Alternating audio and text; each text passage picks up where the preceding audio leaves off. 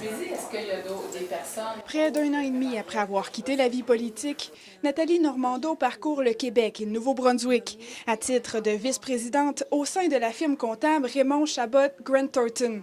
Pour moi, c'est une continuité un peu naturelle par rapport à ce que je faisais avant, me déplacer sur le terrain, rencontrer des gens. Je suis très fière de tout le progrès accompli jusqu'à maintenant. Après 13 ans de politique active, difficile pour elle de faire une coupure avec son passé de vice-première ministre. Mais on n'est jamais totalement prêt quand on quitte la politique. Mais ce que je retiens, là, c'est vraiment le vide autour de soi complètement. Le fait de ne plus être ministre, évidemment, on est moins intéressant pour bien des gens. Hein? Du jour au lendemain, tout s'arrête. Nathalie Normando perd de nombreux collaborateurs.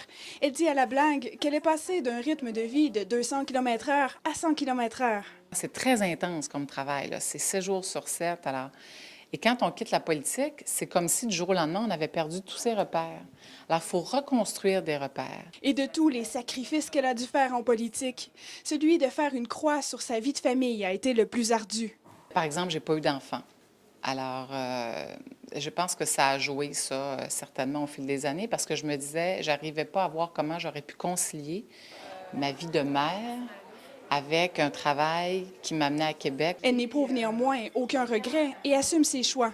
La vraie vie, c'est avoir l'occasion de voir les membres de sa famille, c'est avoir une vie personnelle avec son conjoint. Alors, ça, j'ai énormément apprécié. En fait, moi, j'ai choisi la liberté à 43 ans. Et Nathalie Normando ne ferme pas la porte à un éventuel retour dans l'arène politique. Marie-Pierre Beaubien, à Edmundston.